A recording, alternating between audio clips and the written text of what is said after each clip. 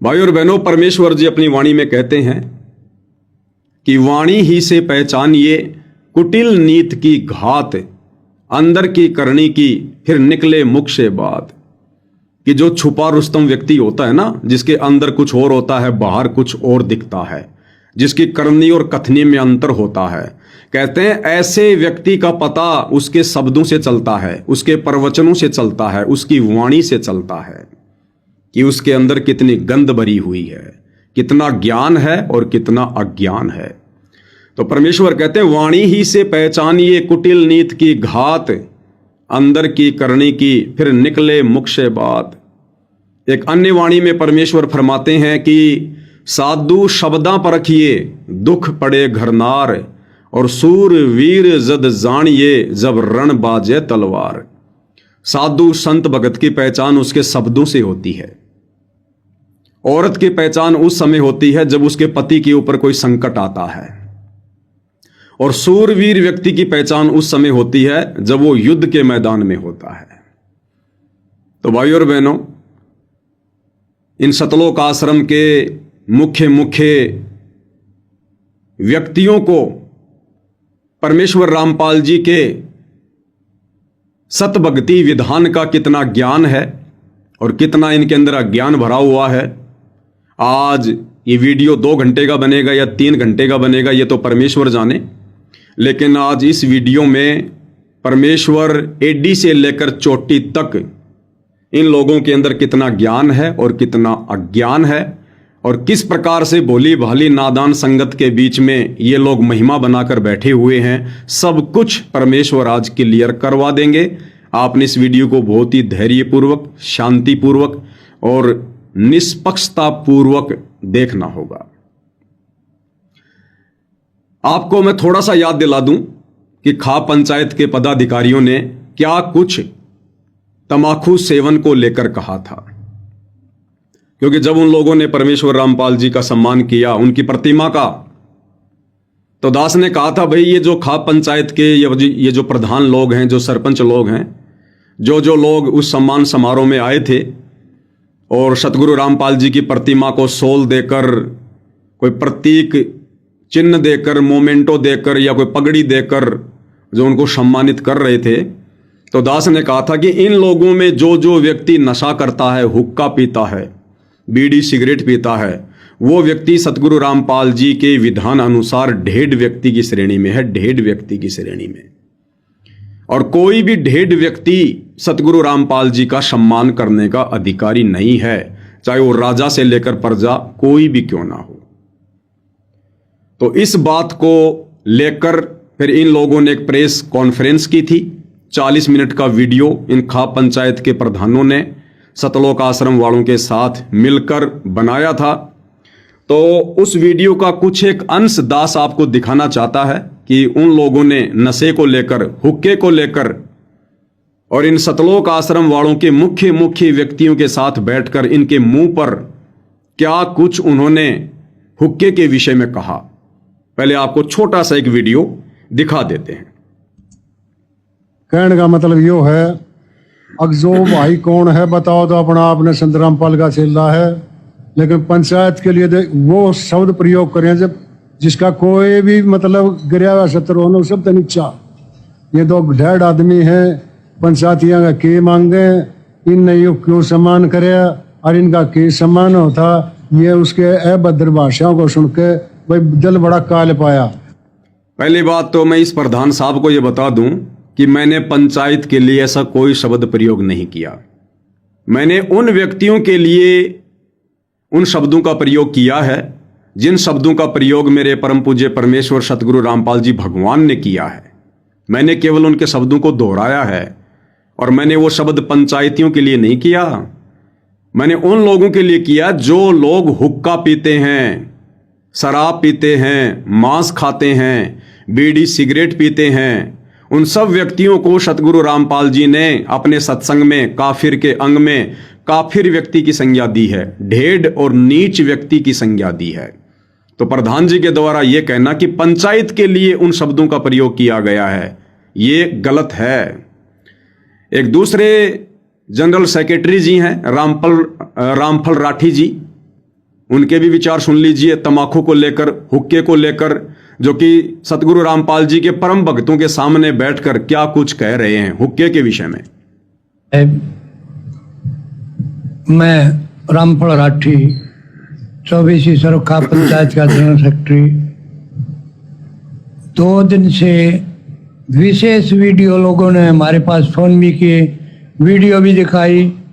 को पवन दास नाम का व्यक्ति है, महाराज जी की भी फोटो गैल से उठा लेता है और ये कहता है भाई ये हुक्का तो पंचायत का दादा लाई है, ये पीएंगे।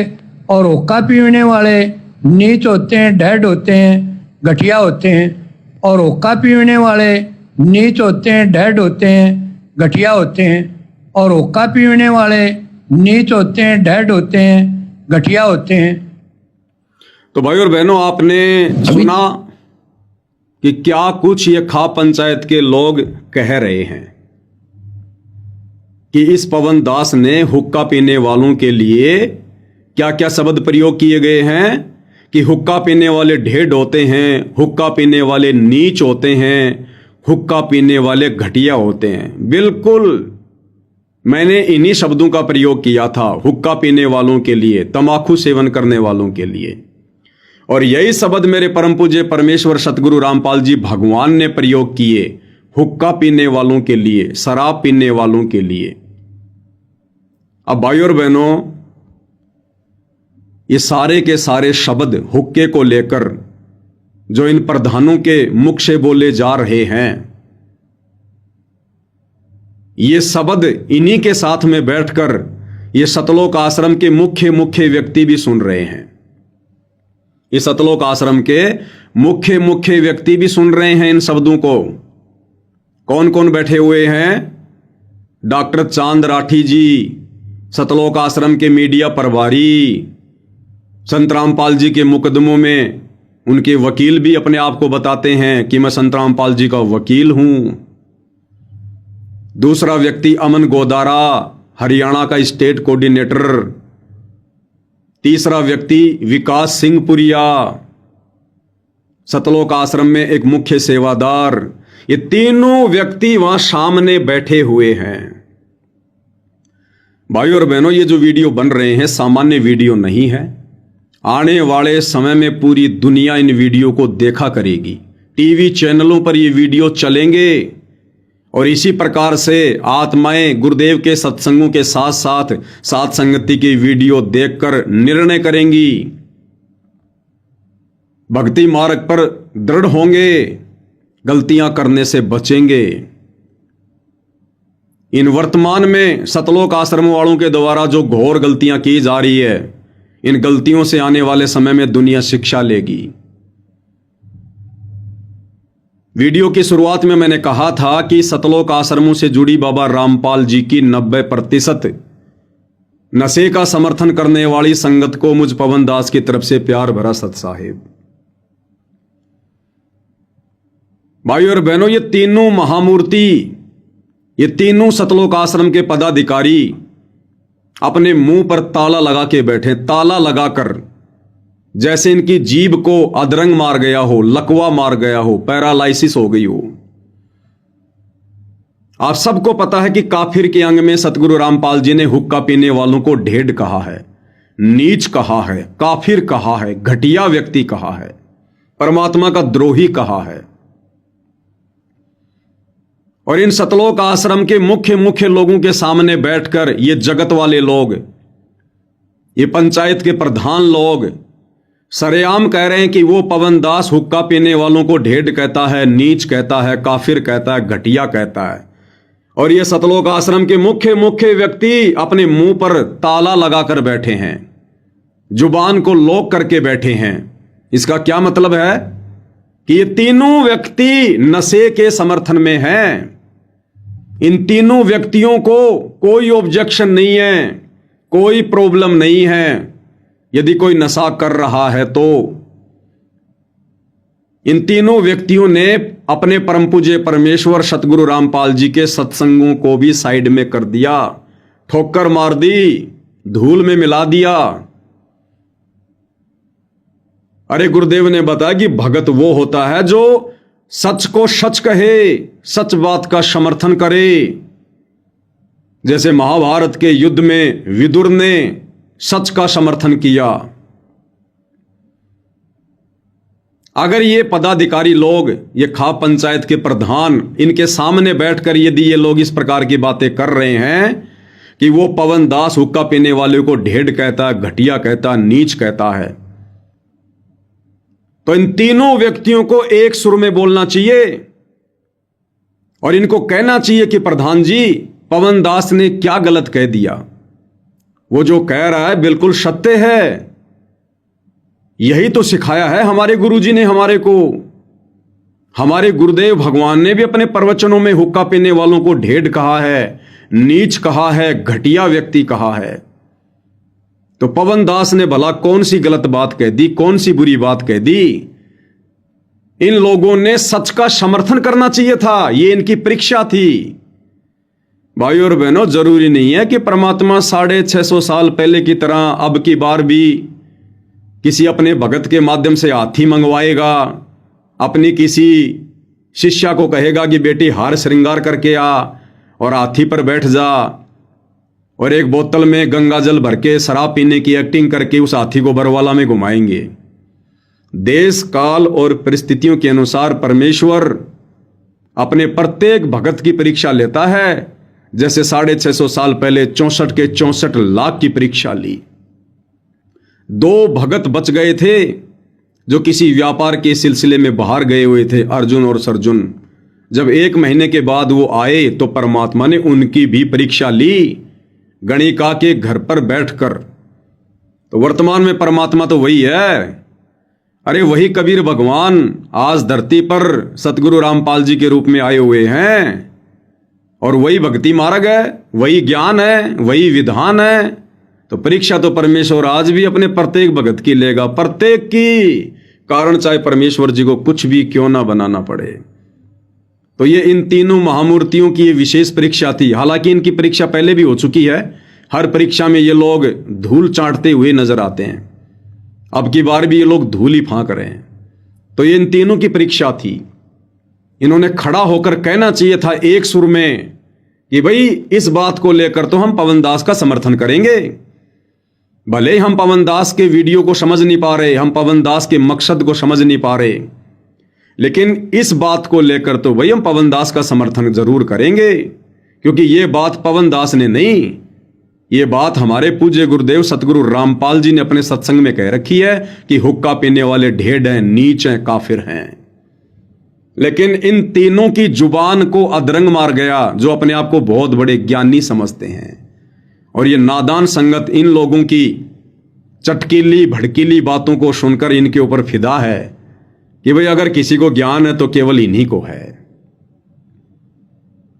भाई और बहनों, इन तीनों लोगों ने नशे का समर्थन कर दिया। इन तीनों लोगों ने हुक्का पीने वालों का समर्थन कर दिया। इन तीनों लोगों ने परमेश्वर रामपाल जी की मर्यादाओं की धज्जियां उड़ाई है। और इन तीनों ने समर्थन कर दिया, इसका मतलब आश्रमों से जुड़ी हुई तमाम संगत ने समर्थन कर दिया। क्योंकि संगत किन लोगों को देखकर चल रही है? इन लोगों को देखकर चल रही है, ना कि सतगुरु रामपाल जी को और उनके ज्ञान को। ना ही तो इन तीनों में से किसी एक ने खड़ा होकर यह सच कहने की हिम्मत की। और मुझ पवन दास का वीडियो तो सारी संगत देखती है, भले चोरी चोरी देखे, नीचे नीचे देखे, जरूर देखती है। तो मुझ पवन दास का वीडियो देखने के बाद सतलोक आश्रमों से जुड़े हुए एक आध व्यक्ति को छोड़कर किसी ने भी इस बात का समर्थन नहीं किया है। सबने सहमति दे दी कि पवन दास जो कह रहा है वो गलत कह रहा है। 2 ही कारण हो सकते हैं भाई और बहनों, या तो इस नादान संगत ने सतगुरु के सत्संग नहीं सुने हैं तो उन पर विचार नहीं किया, या फिर सीधे सीधे ये लोग नशे के समर्थन में है, नशे के समर्थन में। और ऐसे व्यक्तियों को भी उतना ही पाप लगता है, वो भी उतने ही पाप के भागीदार बनते हैं जितना नशा करने वाला व्यक्ति। भाई और बहनों, ये ज्ञान परमपिता परमेश्वर ने हमारे मनोरंजन के लिए नहीं दिया, ये 2-2 बार की जेल, दुनिया से दुश्मनी, सतगुरु रामपाल जी परमात्मा जी ने हमारे मनोरंजन के लिए मोल नहीं ली, हमें ज्ञानी बनाने के लिए, विवेकी बनाने के लिए, भगत बनाने के लिए, सतलोक के लिए तैयार करने के लिए। परमेश्वर कहते हैं ज्ञान संपूर्ण हुआ नहीं, हृदय नहीं छिदाए। भाई देखा देखी भक्ति का रंग नहीं ठहराए। 2 कदम भी नहीं चल पाओगे भक्ति मार्ग पर अगर ज्ञान को आधार नहीं बनाया तो। ऐसी हालत होगी जैसे इन सतलोक आश्रम के बड़े बड़े पदाधिकारियों की हो रही है। काल इनको अपने सूक्ष्म जाल में फांस रहा है, सूक्ष्म जाल में फांस लिया, नशे का समर्थन करवा दिया, नशेड़ियों का समर्थन करवा दिया। और ये नादान संगत इन लोगों के पीछे आंख बंद करके चल रही है। ऑटोमेटिक परमेश्वर जी के विधान अनुसार ऐसे लोग भी बराबर के पाप के भागी हैं, बराबर के पाप के भागी। सबके अकाउंट में ये काल उसी अनुपात में पाप कर्म लिख देता है। और यही कारण है भाई और बहनों, बार बार इस कलयुग की पिछली पीढ़ी में परमेश्वर रामपाल जी के शरण में आने के बाद भी हम लोग मोक्ष से वंचित रह जाते हैं। ये सत्संग परमात्मा ने हमें इसी दिन के लिए सुनाए थे कि बच्चों, इस भक्ति मार्ग पर एक दिन धर्म संकट की स्थिति पैदा होगी। उस समय तुम्हारा गुरु भी तुम्हारे बीच में नहीं होगा। उस समय तुमने केवल गुरु के द्वारा दिए गए ज्ञान को आधार बनाकर ही धर्म संकट की स्थिति में धर्म और अधर्म को पहचान कर तुमने धर्म का साथ देना है। लेकिन आज बड़ी मुश्किल से 10% संगत भी धर्म के पक्ष में नहीं है, ज्ञान को आधार बनाकर नहीं चल पा रही है। क्योंकि संगत सत्संगों को आधार नहीं बना रही है, सत्संगों को आधार नहीं बना रही है। अरे याद करो वो सत्संग पूज्य गुरुदेव भगवान का, जो परमेश्वर जी ने महाभारत की कथा सुनाते समय हमें बताया था। जिस समय दुर्योधन के कहने पर दुशासन अपनी मां समान भाभी को भरी सभा में उसके बाल पकड़कर घसीटता हुआ लेकर आया था, और दुर्योधन के कहने पर वो दुशासन द्रौपदी को नंगा करने का प्रयास करने लगा, उसकी साड़ी खींचने लगा। उस समय भाई और बहनों, उस सभा में बड़े बड़े क्षत्रिय लोग बैठे हुए थे, बड़े बड़े गणमान्य लोग बैठे हुए थे। गंगा पुत्र भीष्म पितामह, सूरवीर वो कर्ण और उनका गुरु द्रोणाचार्य, ये 3 बहुत बड़ी तोप थी। जैसे इन खा पंचायत वालों के सामने ये सतलोक आश्रम के 3 पदाधिकारी बैठे हुए हैं। हालांकि ये लोग इतनी बड़ी तोप नहीं है, लेकिन काफी कुछ ये लोग संगत का मार्गदर्शन करते हैं। तो उस समय महाभारत की उस सभा में जिस समय द्रौपदी का चीर हरण करने का प्रयास किया जा रहा था दुशासन के द्वारा, उस समय वो विश्व की 3 बहुत बड़ी तोप बैठी हुई थी। गंगा पुत्र भीष्म पितामह, कर्ण और द्रोणाचार्य। लेकिन भाई और बहनों, अपनी आंखों से देखकर भी, कानों से सुनकर भी कि दुर्योधन जो कर रहा है वो गलत है, नीति के खिलाफ है, विधान के खिलाफ है। भाभी तो मां समान होती है। सारी बातें जानकर, देखकर, सुनकर भी वो लोग अपनी जुबान पर ताला लगाकर बैठे रहे, बोलने की हिम्मत नहीं की। और अंत में क्या हुआ उनके साथ में? उनकी दुर्गति से मौत हुई, दुर्गति से मौत। परमेश्वर अपनी अमृतवाणी में कहते हैं कि द्रौपदी चीर हरण में भीष्म, कर्ण और द्रोण ने कहीं ना आडी तिथि, ताते महाभारत के युद्ध में उनके साथ ऐसी भयंकर बीती। उनका बक्कल उतरा, दुर्गति से मौत हुई, उनकी दुर्गति से। क्योंकि उन तीनों के तीनों ने दुर्योधन का समर्थन कर दिया। तीनों के तीनों ने। ठीक इसी प्रकार भाइयों और बहनों, इन सतलोक आश्रम के तीनों पदाधिकारियों ने डॉक्टर चांद राठी ने, अमन गोदारा ने, विकास सिंह पुरिया ने, जब ये खाप पंचायत के प्रधान हुक्के को लेकर कह रहे थे कि ये पवन दास हुक्का पीने वालों को ढेड कहता है, नीच कहता है, काफिर कहता है, और ये तीनों के तीनों लोग इस बात से परिचित होने के बावजूद भी कि हुक्का पीने वालों को ढेड, काफिर और नीच तो सतगुरु रामपाल जी ने कहा है। सतगुरु रामपाल जी के मुख से सुनने के बाद उनके भगत आगे कहते हैं पवन दास ने कहा है, तो इसमें पवन दास ने भला क्या गलत कर दिया। लेकिन तीनों के तीनों ने हुक्का पीने वालों का समर्थन कर दिया। जिस प्रकार से उस भरी सभा में जो विधान के खिलाफ हो रहा था और तीनों के तीनों महारथी चुपचाप थे, मुंह पर ताला लगाकर बैठे हुए थे, और अंत में क्या हसर हुआ उस सेना का और उन तीनों महारथियों का। आपको पूज्य गुरुदेव भगवान के मुख कमल से एक छोटा सा सत्संग सुनाते हैं, जिसमें गुरुदेव भगवान ने यही सारी बातें बताई है। और गुरुदेव ने कहा कि पंचायती वही होता है जो पंचायत में बैठकर हक की बात करे, अन्यथा पंचायत से उठ जाना चाहिए, चाहे कोई नाराज हो, चाहे कोई राजी रहे। उस सभा में एक व्यक्ति पंचायती था, धर्म बीज था, भक्ति बीज था, विदुर। उस बड़ी सभा में केवल अकेला विदुर खड़ा हुआ और विदुर ने कहा कि भाई विदुर कहे ये बंधु थारा, एक के कुल एक के परिवारा। विदुर ने कहा रे नादान दुर्योधन, अरे पांडव भी तो तुम्हारे भाई बंधु हैं, ये द्रौपदी तो तेरी मां समान है, तुम्हारा एक ही परिवार है, क्यों अपनी इज्जत खुद ही उछाल रहे हो, इतिहास तुम्हें धिक्कारेगा आने वाले समय में। विदुर कहे ये बंधु थारा, एक के कुल एक के परिवारा। जब इतनी बात सुनी दुर्योधन ने, और दुर्योधन ने इशारा किया दुशासन को, दुशासन ने अपने चाचा विदुर को थप्पड़ मारा। विदुर के मुंह पर लगा थपेड़ा, तू तो है पांडवों का चेहरा, कि तू तो हमेशा पांडवों का पक्ष लेता है। तो दुशासन ने विदुर के मुंह पर थप्पड़ मारा, और जब दुशासन ने विदुर के मुंह पर भरी सभा में थप्पड़ मारा तो परमात्मा कहते हैं भीष्म, द्रोण और वो कर्ण मुस्काया। वो तीनों मंद मंद मुस्कुरा रहे हैं कि बहुत अच्छा किया, बहुत अच्छा किया। ठीक इसी प्रकार ये जो खाप पंचायतों के प्रधान जो नीति विरुद्ध बात कर रहे हैं और कह रहे हैं कि पवन दास या तो माफी मांगे या फिर पवन दास पर मुकदमा करेंगे, और ये बातें सुनकर ये सतलोक आश्रम वाले अंदर ही अंदर खुश हो रहे हैं, लड्डू फूट रहे हैं, और कह रहे हैं हम भी पवन दास पर मुकदमा करेंगे, तुम भी पवन दास पर मुकदमा करो।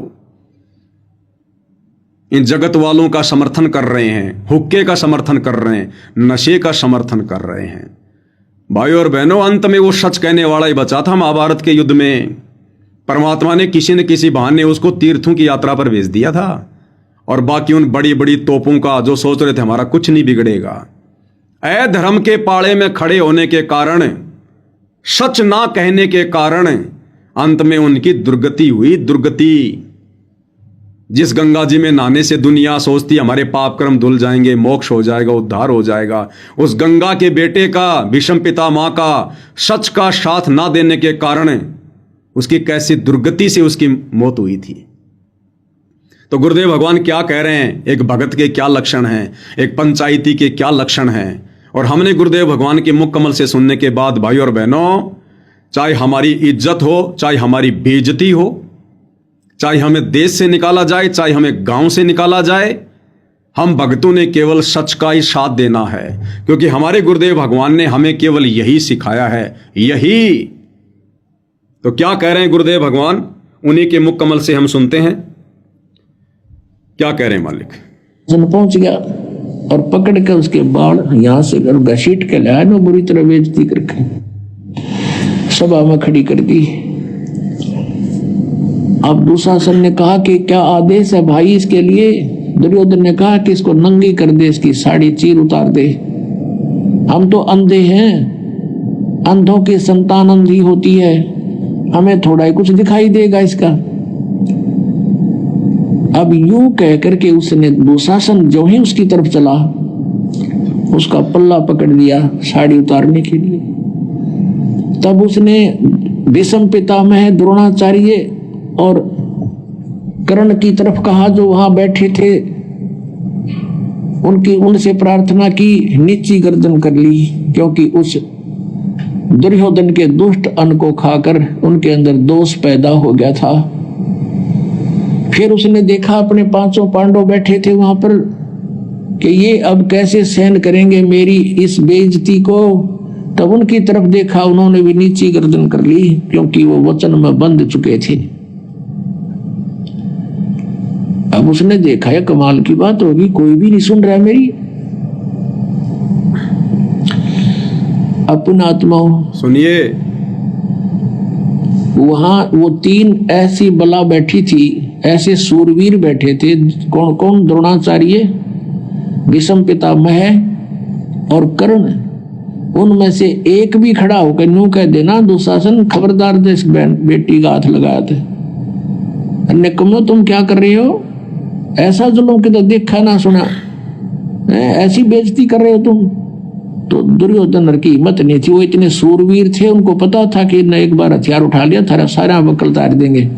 और भीष्म पितामह, उनका सबसे बुजुर्ग आदमी बैठा, और वो भी दुष्ट वहीं बैठा रहा, एक भी ऊंची मंदी नहीं की तुम क्या कर रहे हो। मान लीजिए सभा में एक बार टोकना चाहिए, तुम गलत कर रहे हो, ये ठीक नहीं, और नहीं मानता है तो उठ कर चला जाना चाहिए। वो उठकर भी नहीं गए, तीनों के तीनों वहीं बैठे रहे। उनके मन में दोष था कि हम भी इसको नंगी देखें, नहीं तो उठ के चले जाते। नहीं मानते, ना खड़ा होकर कहना चाहिए था भी गलत कर रहे हो, और फिर भी नहीं मानते हैं बच्चे तो उठ के चला जाना चाहिए। ये नियम होता है सभा का, एक सभ्य व्यक्ति का नियम होता सभा का। तो इसी प्रकार भाई और बहनों, यदि इन सतलोक आश्रम के तीनों पदाधिकारियों में से, चाहे वो चांद राठी हो, अमन गोदारा हो या विकास सिंह पुरिया हो, अगर इन तीनों में से एक की भी आत्मा जागृत हो जाती, एक ने भी यदि सच कहने की हिम्मत की होती और खड़ा होकर कह देता उन खाप पंचायत के प्रधानों को कि भाई सरपंचों तुम्हारी सारी बातें सही हैं, लेकिन भाई इस बात पर पवन दास पर किस बात का मुकदमा होगा? आप किस बात का मुकदमा करने की बातें कह रहे हैं? किस बात पर आप पवन दास से माफी मंगवा रहे हैं? ठीक है, हमारे और पवन दास के विचार वर्तमान में मेल नहीं खा रहे, लेकिन भाई ये जो बात कही है पवन दास ने, हुक्का पीने वालों के लिए ढेर है, नीच है, काफिर है, ये बात पवन दास ने नहीं कही, उसके तो शौपन में भी नहीं थी। ये बात उसने अपने गुरुजी से सीखी है, सतगुरु रामपाल जी ने अपने सत्संगों में सार्वजनिक तौर पर कही है। और इस बात का तो भाई हम उसका समर्थन करेंगे, भले हमारे और उसके बीच में लाख मतभेद हैं, लेकिन सच को सच कहना हमारे गुरुजी ने सिखाया है। अगर इन तीनों में से एक भी बला खड़ी होकर ये बात कह देती उन सरपंचों को, प्रधानों को, तो उन प्रधानों की इतनी औकात नहीं कि वो आगे बढ़कर 2 शब्द और बोल सकें। लेकिन इन लोगों के मन में तो लड्डू फूट रहे थे कि पवन दास पे मुकदमा होगा, पवन दास जेल में जाएगा और हमारा धार्मिक धंधा फिर इसी प्रकार से चलता रहेगा, कोई रोक टोक नहीं होगी। जिस प्रकार से उन तीनों के मन में भरी सभा में लड्डू फूट रहे थे, भीष्म पितामह के दिल में, द्रोणाचार्य के दिल में और उसके वो कर्ण के दिल में, कि द्रौपदी को नंगा किया जाएगा, हम द्रौपदी को नंगा होते देखेंगे। उनके मन के अंदर मलिनता थी, गंदगी थी, जिस कारण से वो चुपचाप बैठे रहे। क्यों? दुर्योधन का मलिन अन्न खाने के कारण उनका मन भी मलिन हो गया था। ठीक इसी प्रकार इन हुक्का पाड़ों की कुसंगति करने के चलते इन सतलोक आश्रम वालों का मन भी मलिन हो चुका है। इनकी आत्मा मर चुकी है, डेड हो चुकी है, इनकी बैटरी लगभग डिश हो चुकी है। तो आने वाले समय में इनके साथ में क्या बनेगी, ये तो परमेश्वर का विधान ही तय करेगा भाई और बहनों।